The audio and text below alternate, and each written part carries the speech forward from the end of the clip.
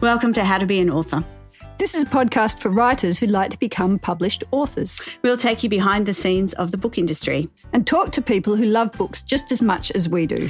I'm Claire Miller and this is my co-host, Georgia Richter. And later we'll be joined by the Comma Chameleon who'll hit us with a pickle from the editing world.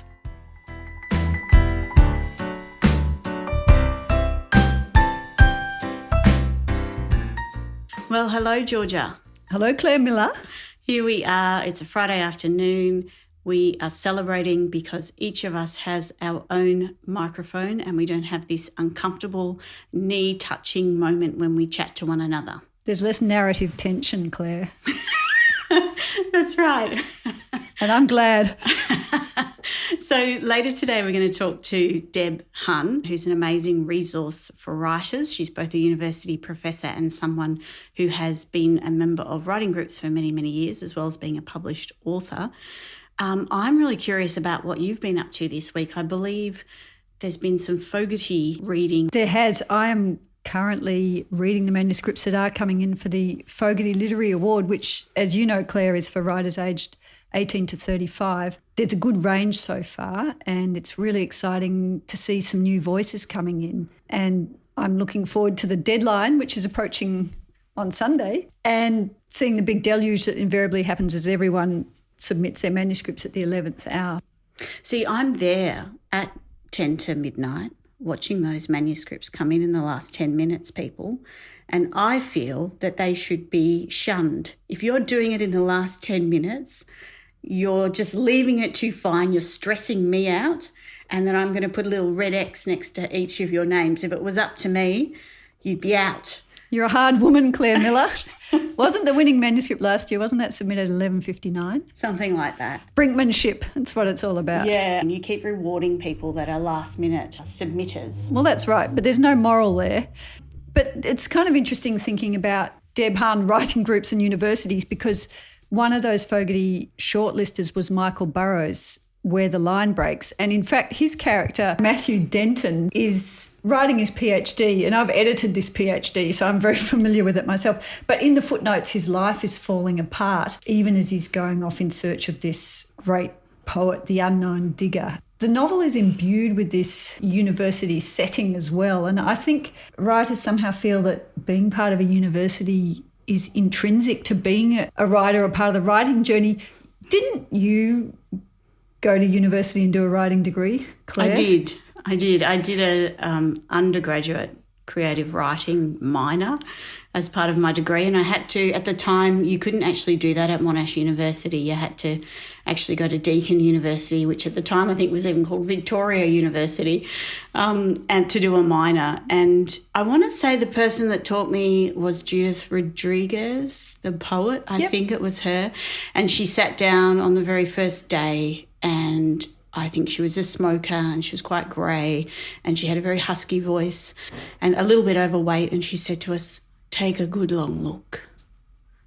This is what you'll look like if you become a professional writer." And that was her introduction to the whole year and the whole course. Wow. And I don't think it was very long after that, called me shallow, that I decided maybe PR was for me. You were out. Yeah. And what about you?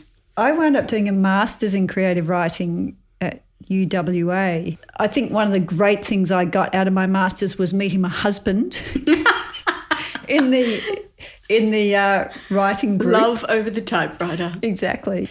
And I did also connect to a bunch of writers who I'm still connected to. But I think it's also true to say that a lot of the writing I was doing was just by myself and connecting with people who I'd met along the way to give me feedback. So I don't think a writing degree is essential to a writer's journey. And I think that's okay too. I think maybe uni is sometimes, or that kind of structure is sometimes a place where you find what your parameters are, and you might be there because you love writing, but it doesn't necessarily mean you have to be a writer.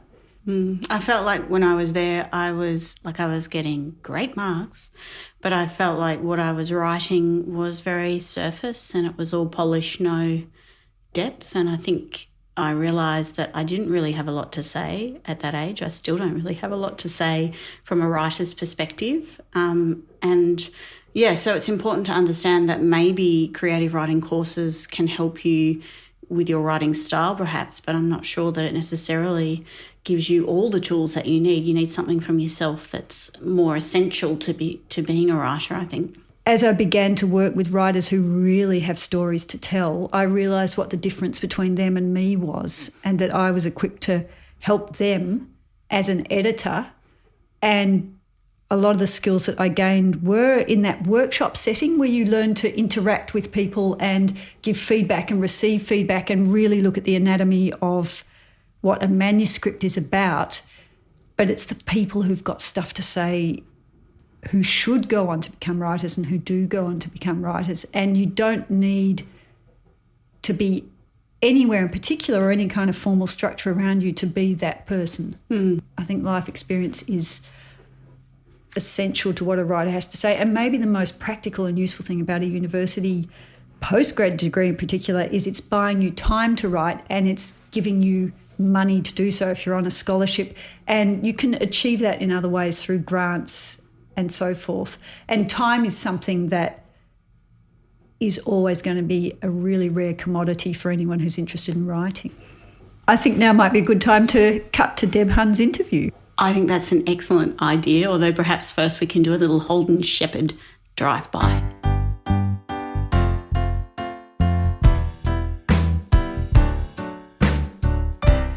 G'day, my name is Holden Sheppard and I'm one of the authors who contributed to the book How to Be an Author, The Business of Being a Writer in Australia. My most recent book is the coming-of-age novel Invisible Boys. Today I'm providing you with my best tip for aspiring writers, which is to find your own unique voice. This is something publishers are always on the lookout for. To do this, I recommend writing either a public blog or a private journal on a regular basis. It helps you find out what you sound like on the page, with no expectation or pressure of publication. Also, write as if there are no sacred cows. That is, as if there's nothing you're not allowed to say. You might be surprised at the voice that emerges when you give up thinking about what you should write and just write what you feel.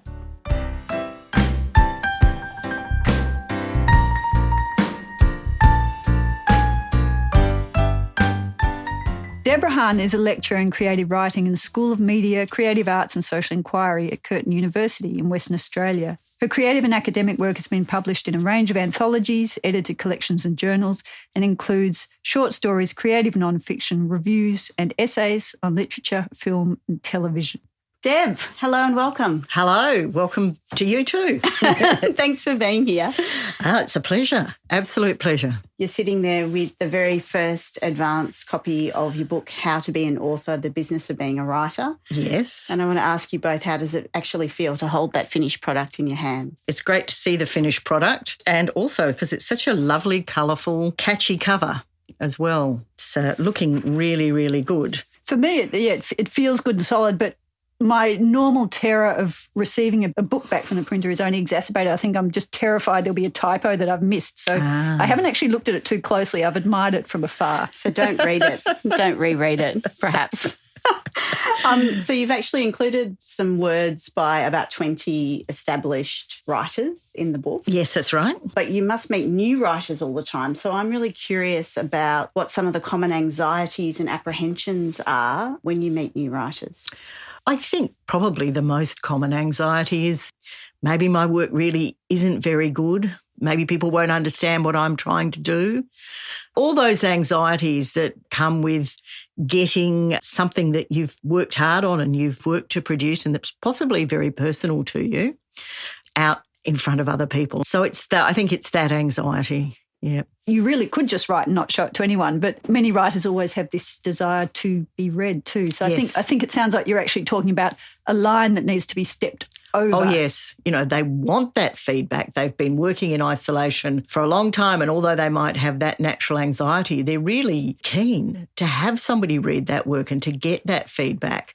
And even those who are very anxious, I think once they step over that line, they do start to thrive. So do you think there can be a time when it's too soon to start thinking about all the other business of being a writer? Certainly there is a point at which work is so early in its formation process that it's difficult for people to actually give feedback on it. It's not polished up to the point where people can get a coherent sense of what's going on in it. And the feedback may not be very productive in that sense for the author. Just get it a little bit more formed. I think going to a workshop context too early could be quite damaging. So it can put the other people in the group in a bit of a difficult situation. So I think you've got to judge it a little bit about when you think you're ready to go. So I think it's a really good idea to know a bit more about the workshopping process to help you make that decision. Absolutely. That's where your book is so fantastic. They can actually read that chapter and then really decide whether it's time for them to workshop or not. So speaking about the book, I wanted to read something the poet Caitlin Maley. Wonderful poet. Yes, and I just want to read what she says in the book. She says, "It's a cliche, but reading other people's work is the most important part of developing your own. I recommend reading as broadly as possible with 3 particular streams: things you love, which can be anything; things considered great, i.e. what's canonical, and think about why; and things that are getting big press now. Why is something hitting the zeitgeist?" So this is something that seems to come up quite a lot in How to Be an Author, the fact that writers should also be readers. Why Absolutely. is that? If you're writing, you're engaging in a craft, in an art, in a skill. Imagine saying you wanted to be a cricket player without ever having watched a game of cricket, or with rarely watching, if ever watching a game of cricket. Players will talk about watching the matches of other players, and the idea that you could write without reading books, it just seems incomprehensible to me, because that's where you learn so much about the craft of writing. You start to get your own voice as a writer through reading the works of other people, although that sounds paradoxical. Nevertheless, it is the case that you start to get a sense of what you want to do and how you want to be and how you want your voice to be by working through those of others that you admire and through writing that you don't like as well. I think even David Wish-Wilson, the crime writer, says you should almost be trying on other writers' voices before you find your own. I think there's a lot of anxiety about originality, and that's understandable. We are living in a context where people are very conscious of issues around plagiarism and I guess in a more legal sense, copyright. And obviously you don't want to plagiarise somebody else's work directly, but there's a very big difference between that and learning to develop your own style by thinking about the style of others. Yeah, we keep emphasising this importance of a writer being a reader, and it's only in being a reader that you understand what it is you need to deliver as a writer. I think part of how we pitched the book, Deb, was that this wasn't a book that was going to tell people how to write. No. But it was for all the other business of being a writer. And I think one of the key things in the early going is, how do you find a tribe?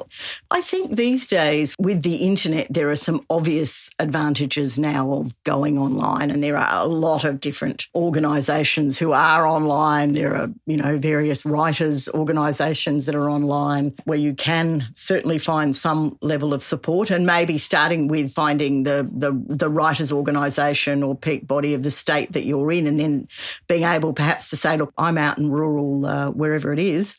Have you got some suggestions to me about contacts that might be available to me online through an online group, or even closer to home? A library that's reasonably close to your own area, you might be surprised to find there's more than you think.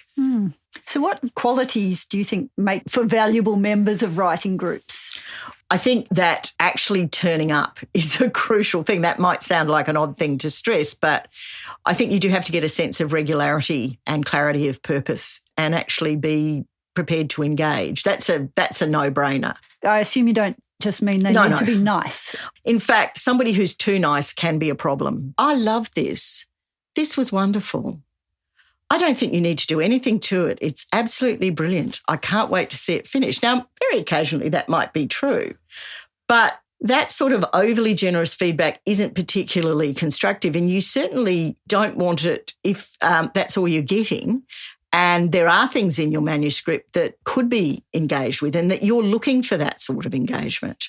So you do need people who are prepared to actually, read your work with a good sense of critical judgment. Okay? So you need that somebody who is actually prepared to read the work attentively, respectfully. You also don't want somebody who wants to just pull everything apart or somebody who wants you to write simply what they want to write. That's a disaster. That's just a mismatch. So somebody who respects what you're doing but is honest enough to be prepared to say constructively, look, I don't think this is working, and can point out to you or ask you appropriate questions. And that can be quite a useful thing to do in feedback, is to simply ask questions about things that you're not sure about. Or you can be, more direct and say, look, I don't think this is working for me at the moment, and that's because of this. X, Y, and Z. Yeah. So we've talked quite a bit about workshopping, but for someone like me, I've never been in a writing workshop. Can you break down what it is and what the elements of a workshop are? What generally tends to happen in a workshop is people might bring in a segment of their work. They might bring in 10 pages, or it might be a chapter of something, or it might be quite a short piece, but it's something that they're working towards. You set up some kind of reading protocol. Now, it might be that you set aside 3 hours, you've set aside an afternoon and said, okay, we're all going to work on, say, short pieces. We'll set aside maybe the first hour for reading. You must bring in copies. Ideally, you don't want too many people, I think, so engaged. Maximum of 20, say, or?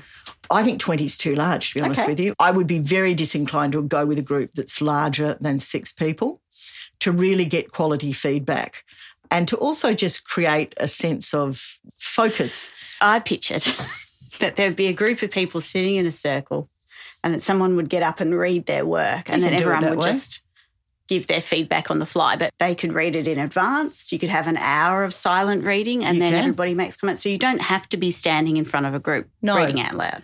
Sometimes people do like to read their work out loud, but if you're actually wanting to give feedback, it can be quite difficult to give feedback on purely read work. Because it's a different experience. It is a very different experience. Georgia? I think one of the benefits of hearing someone read their work is sometimes you haven't actually fully grasped their voice. And when you hear them delivering it in the way that they intended, you think, okay, I was reading that wrong.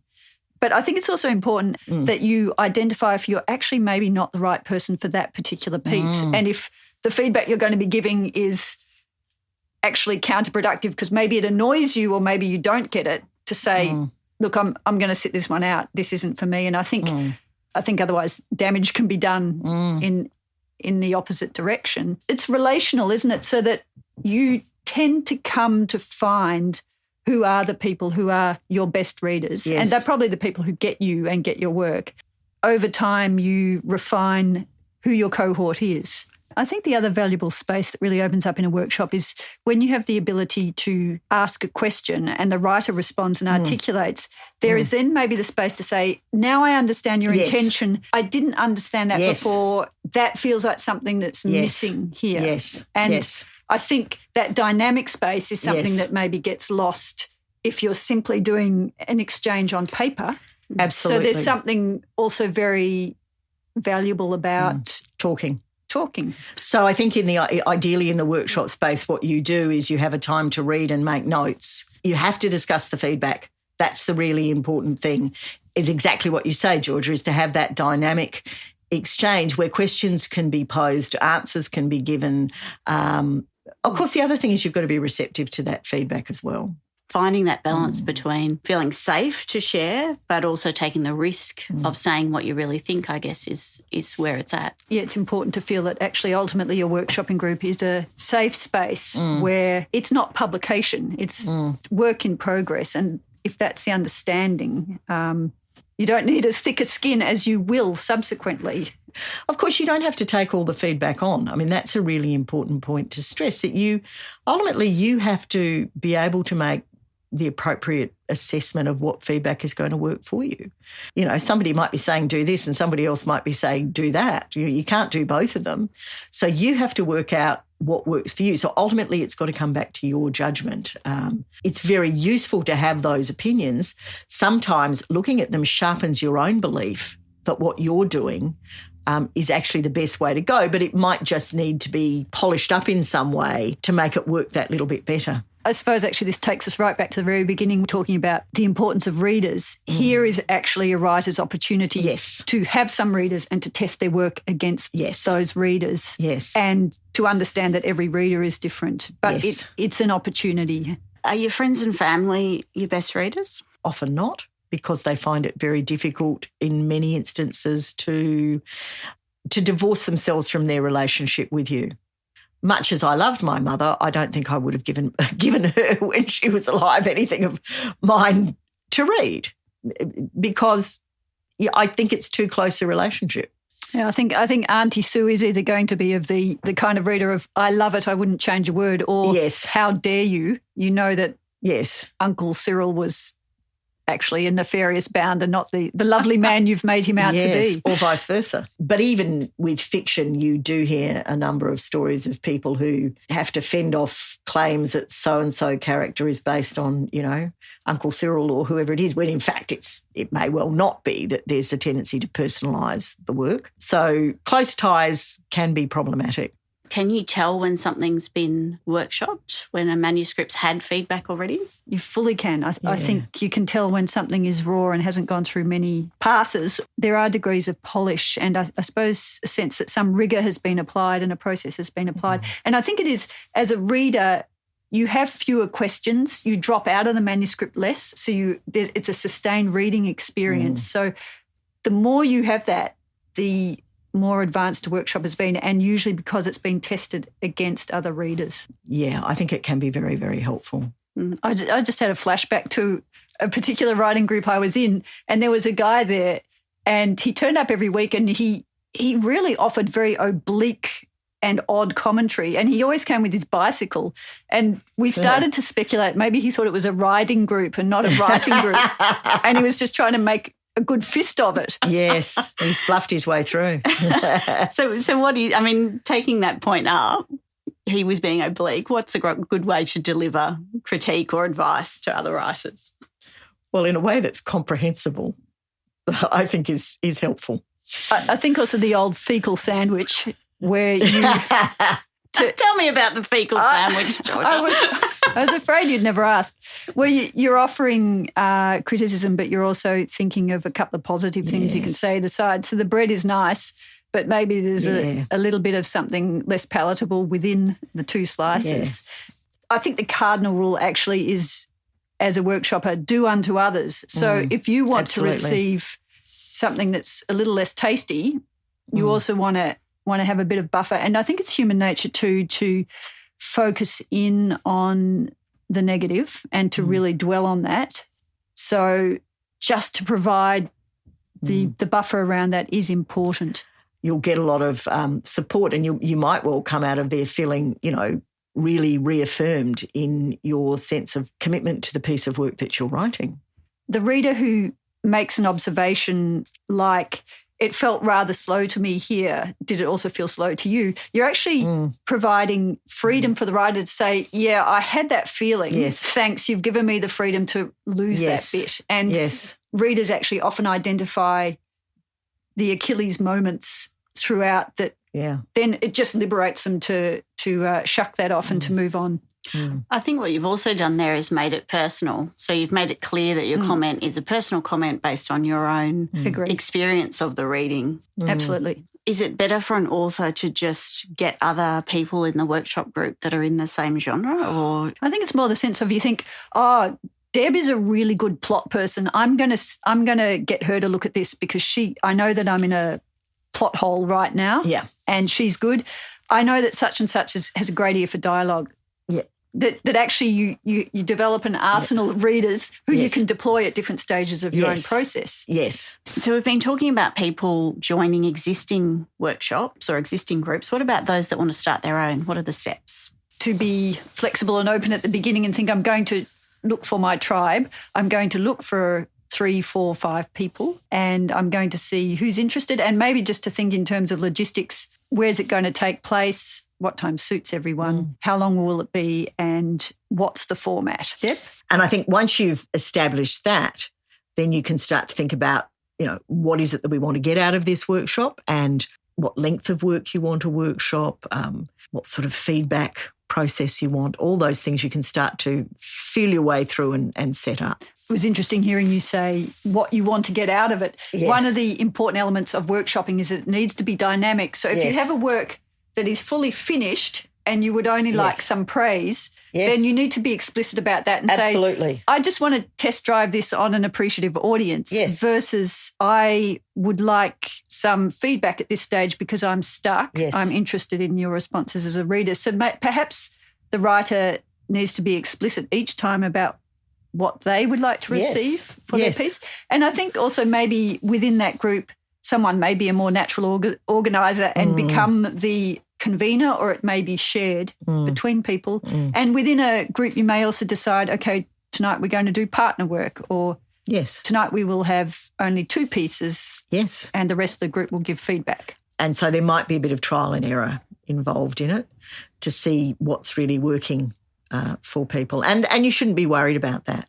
And is it worth... Yes, sorry. Go on. Deb, no, you go on. No, you go on. No, you go. Well, see, this happens in workshopping, you know. We're just workshopping this podcast. Yes, right now, we're workshopping this podcast. Now I've forgotten what you were actually asking me. I've forgotten what I was going to ask. All right, Georgia. You were talking about different models that we set I was wondering, I do remember, sorry, Yeah, I was wondering whether it's worth the group writing down a set of guidelines for themselves. I think so. I think you can start by setting out some protocols and guidelines that you think, you want to follow. The very first workshopping meeting could be about, for example, people talking a bit about themselves, their experience and where they're at in the writing process and what they would like to get out of the group, because that may actually be the thing that determines who is at the same stage as someone else. It's also useful to have people at a degree of stages, I think, too, within a group. You don't all have to be novices. No. And then working out who's compatible. It's kind of like a deconstructed book club. You're working at the other end of the book, but you might decide we don't get the wine out until 9 p.m. because it's way too silly if we do. We'll put in some good hard work beforehand or however it works. Yeah. And also for new writers, it must be good for them to know if you're coming into an existing group, you've got something to offer. Yes. You're going to be bringing something fresh to the group as well. So don't be shy about coming in and working with experienced authors, experienced shoppers, I guess. Because I think every writer is actually, because they're also a reader, every reader response is valid. So even if you feel like you're an absolute writing novice, as a reader, you're not a novice, and any reaction you have to work is one that is useful for a writer to hear in a workshopping context. In fact, as a novice, you might be a very, very useful reader, because the group who has been working together for a long time and may well be practised, experienced, perhaps published writers by this stage, they've got into a certain kind of reading groove, and so that fresh response can be very, very valuable. Well, thank you so much for coming in, and congratulations to you both again for the advanced copy of the book, How to Be an Author, The Business of Being a Writer in Australia. Can't wait to get it out there into the world, and we'll be having a chat again soon, I'm sure. Oh, I hope so. It's been most enjoyable. This couch would be very suitable for a writers group, actually. I think make a nice little writers group space on this couch and little table, a couple of armchairs. Yeah, the lazy boys. Deb's moved in. I have. Watch out.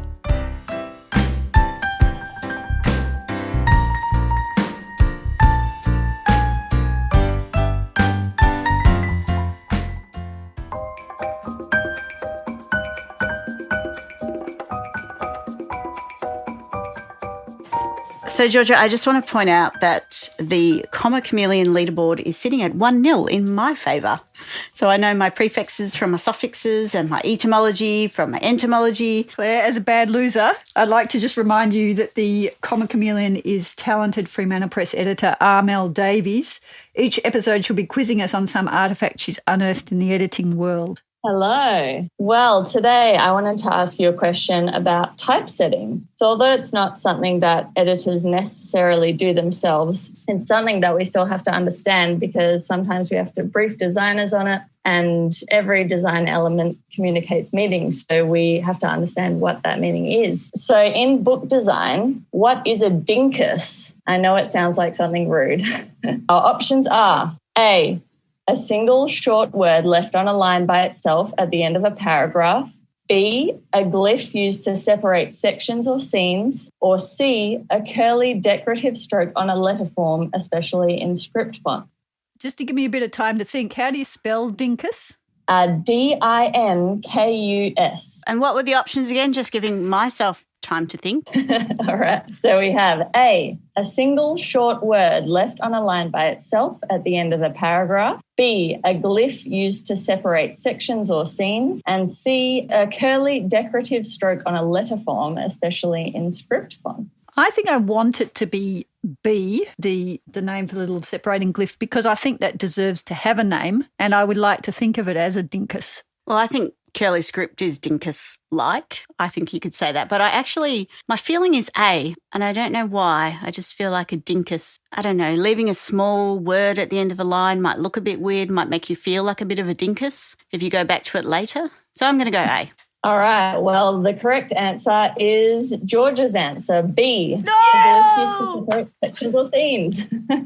For a dinkus, it's used as a decorative element in a text, something like 3 asterisks in a row, or maybe like a little glyph, or something like a fleuron, a little flower-like symbol. So we've used some dinkuses in our books. For example, recently I used a dinkus of a book, a little glyph in The Last Bookshop by Emma Young. And that was a fun little moment with the author to pick the dinkus. I think you've had some memorable ones, do you think, Georgia? Well, I'm just actually laughing over the idea that you'd pick the dinkus. It's also, how do you know, Armelle, that dinkuses is the plural of dinkus? I think I must have read it somewhere, but I'll have to check on that one. It could be dinkai. Indeed, it could. We need to be accurate when we're talking around the water cooler. I think that most fun dinkus that we've come up with lately was a little, what do you call steering wheels on boats? The captain's wheel, which we've inserted into Mel Hall's The Little Boat on Trusting Lane. I personally am rather flattered, though, when authors submit their manuscripts to me in the font Georgia. I think that's a good move. They're just sucking up then. Have you ever had a manuscript submitted where somebody submits their own dinkai? I'm going to go with dinkai. Absolutely. I think that's fair to say you can spend too long worrying about your font choice, right? Yeah, definitely. You know, Gutenberg and his printing press, he had that really clunky Gothic font, and that took up quite a lot of length on a line. The Italians, when they got their printing press, they realised that if you chose a font that leant to the right, then you could fit more words on the line, and that's called italics because it comes from Italy. Yeah, well, and different font use can communicate different meanings as well. So if that's something that's important in your book, for example, if you have some chapters that are set in a modern time and some that are historical, then that's something that you would need to communicate to your editor, who will then translate that through to the typesetter. So, Comma Chameleon, where do you stand on Comic Sans? Well, I'm personally not a fan, and a lot of people would say that it is an unfashionable font, but it is actually quite important for some people because apparently it is much more legible to people who have dyslexia. So it does have a place even in book typesetting. It is also important to think about things like not using all caps in words because the word shapes themselves are important, as you would know, especially if you're a proofreader. When you read, your mind tends to skip over the actual individual letters and just read the shape of the words. So avoiding all caps, apart from not being shouty, is important for legibility. So for everyone out there who loves a good shouty email, all caps are in fact doing the opposite of your intention. Thanks, Comma Chameleon. That was capital. Bye. Well, this time we've been back to the very beginning with Deb Hunn. So next time I reckon we head into your territory, Miller, with an episode focusing on promotion. You've talked to Rowena Morecambe of Good Reading. I have. Rowena is a journalist. She's an editor and a businesswoman. I found out she's also a bookseller. I've known her for over a decade. She's a true blue book enthusiast and an absolutely delightful woman. So make sure you tune in next time for that one.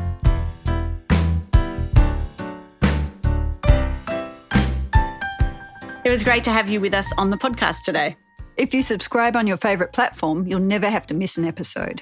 And if you'd like to be a part of the Fremantle Press community, join us on the How to Be an Author in Australia Facebook group. You'll be able to discuss the ins and outs of writing there with other writers and with us, along with many of the contributors to the book I wrote with Deborah Hunn. How to Be an Author, The Business of Being a Writer in Australia is available from fremantlepress.com.au and all good bookstores. See you next time. Bye.